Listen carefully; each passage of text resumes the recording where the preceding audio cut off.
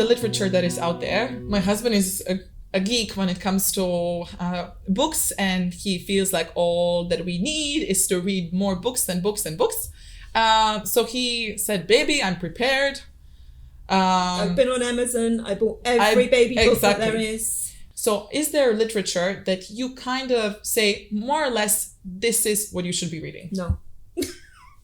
No, there's not. Because all babies are different, all mums are different, and you can't take a baby and file it. You just can't put it in a cupboard under B. So whatever book you pick up, you're going to go, yeah, this is it, this is what we need to do. And then your baby hasn't read that book. So you start doing what the book says, and you're like, no, this book is wrong. Mm-hmm. So now I'll try this book. And then you try something else. And no, that doesn't work. So then you try this book. So in the end, you've given Amazon great hits. But you've got all these books that really are good for maybe keeping the door open, because just pile them up and use them as a doorstop, because you're not going to get the right information from a book, because the right information is not in a book, it's in you. I'll tell you about my friend's daughter. I used to look after when she was about 8 or 9, and she's this fantastic woman that went on to university, and she studied early childhood education. She can get down and dirty with the most out of control 4-year-old, and she can get down on their level, and she can, from her heart, understand what that child needs, and she can love them into wanting to learn and to be the best possible little person that they can. Well, Lauren had her first baby, and she managed, which I think is quite difficult, because if you're a professional, then to apply those same things to your own child is not an easy bridge to cross. But Lauren understood this baby, and she read this baby, and she applied this wonderful gift that she has to her own baby. And she, in the early days, it was a bit scary for her, so she would talk to me quite a lot. And I go, you're doing an absolutely brilliant job. This baby was always smiling. She took her naps. She slept when she should. She fed well. Lauren had got this stitched up. And then one of her friends gave her a book, The Contented Baby. And Lauren's already got that. And this friend says, you're not doing it right, because your baby's not feeding when she should be. So Lauren reads the book and she thinks, oh my goodness, I've got this all wrong. So she literally scraps what she's doing. Oh no. And she starts to follow the book. And the result was the baby stopped feeding well. The baby stopped napping. The baby was up multiple times in the night. Lauren was tired. Her husband was tired. Everybody's at each other's throats. And she gets on the phone to me and she's like, oh, Auntie, I don't know what to do. It's all going wrong. So I said, okay, well, let's back up. What happened? What changed? So I started following the book. And I'm like, I am so disappointed in you. Put the book in the bin and go back to what you were doing. So she did. Went back to what she was doing. Happy, contented baby. You know your baby better than anybody else. And you will know things you're not going to find in a book. And I think what mums need to start to do now is to learn to trust themselves again, and to learn to trust their baby, and to be in this dance together where you work it out between you. So no, I don't think there's any book that I would say you must read, because especially the ones that are bossing you around and telling you what to do with your baby when they've never met you or your baby. But there are a couple of books on the table. I would say they've actually both been written by really good friends of mine, but I like them because they don't tell you what to do. They just give you little pointers and suggestions. So A Helpful Guide to a Happy Baby has been written by a fantastic maternity nurse called Fiona Cook. And if you're struggling, in there somewhere, you're going to find tips and suggestions, but that's all they are.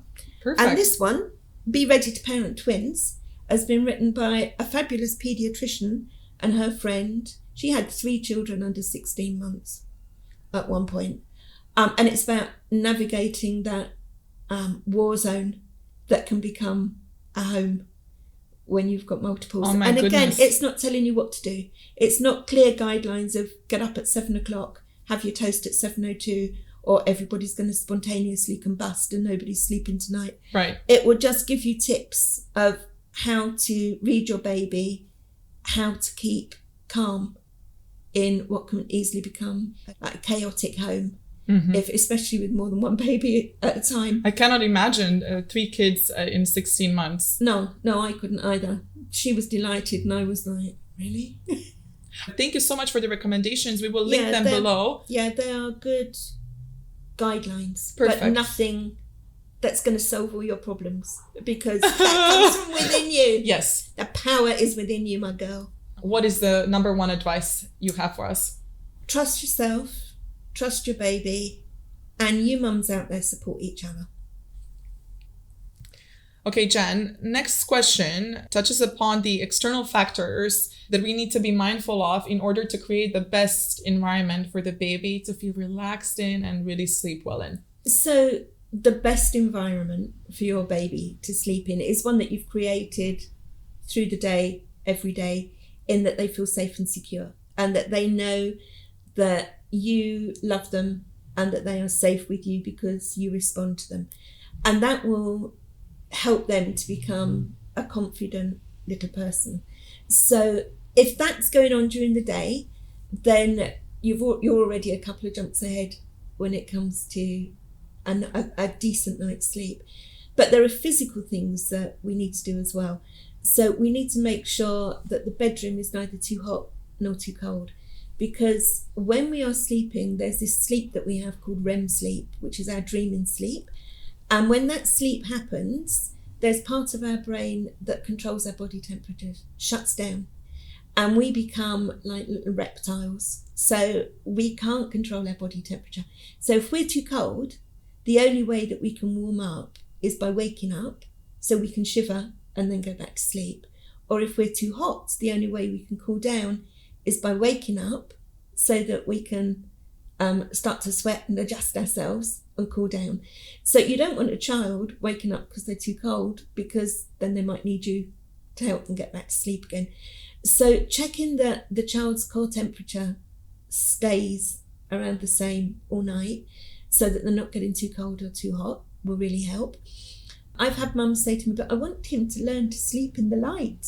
And goodness. Yeah. And I'm like, yeah, well, that would be great, but that's not actually, biologically possible, because we were primed right from the times when we all lived in caves that we would get up with the light. That's the way that our body works. We get up in the summer, we've got long days, we get up, we can harvest everything, store it up ready for winter, when we're holed up in the cave for hours and hours and days at a time. So when the sun comes and when the light comes, we wake up. And so if we don't darken a baby's room, then in the summer months, you're going to have somebody who wakes up at 4 o'clock. So although you want them to be portable and to be able to sleep in the night in the light, do that when they nap, but don't attempt to get them to sleep in the light of an early morning, because they're not going to. They're going to wake up. So you're going to need the room darkened. But the flip side to that is that there are also books that will say to you that you need blackout blinds, you need blackout curtains, you need a blackout pelmet. And when you go like that, you shouldn't be able to see your hand. So then you can create an environment where the child has to sleep as though they're in a cave with the door shut. So you don't want either of those extremes, because if you've created the latter, you can't go on holiday, you can't go anywhere without taking down your blackout blinds, your blackout pelmets, because your child is going to need ink darkness to get to sleep. But you do need a darkened room. A lot of parents will use white noise, and that can become a prop, more for the parent than for the child. So be careful of that. If you live on Spaghetti Junction and you've got no windows and the roar of the traffic is vibrating your house day and night, you may need a bit of white noise in a bedroom to keep a constant low sound that the child can get used to. If you live in a nice quiet house, you don't need to be introducing white noise for a child to sleep. So just be careful of the props that you might give your children. I worked in one house where they'd got 3 children, and they were all in different bedrooms, and they all had white noise on iPads all night, every night. And when I came down from my loft room, it was like I was in a jumbo jet. You know?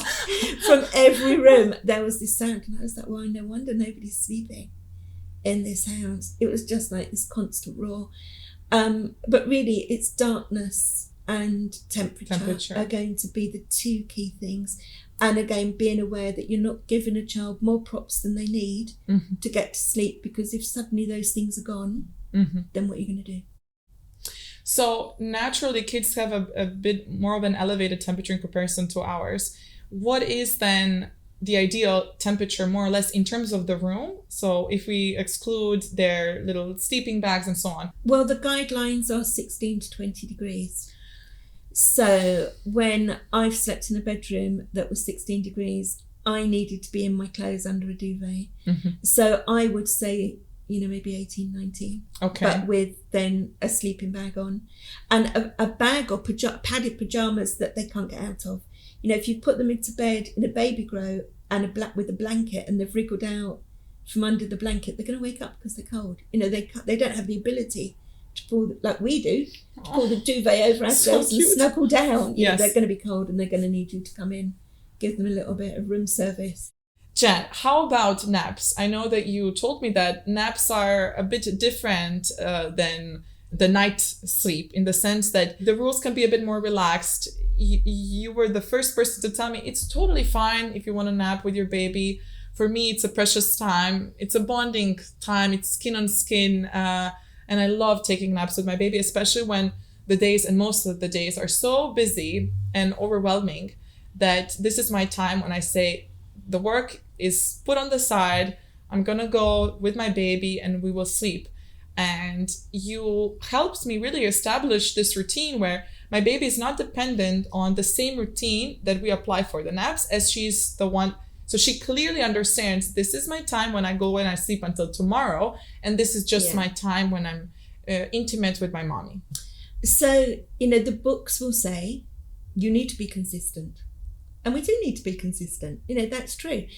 But what the books don't say is that if you consistently at night teach your child, okay, it's end of the day now, sweetheart, mummy, see you in the morning, and you've darkened the room and it's nighttime and their body's getting ready for a night's sleep.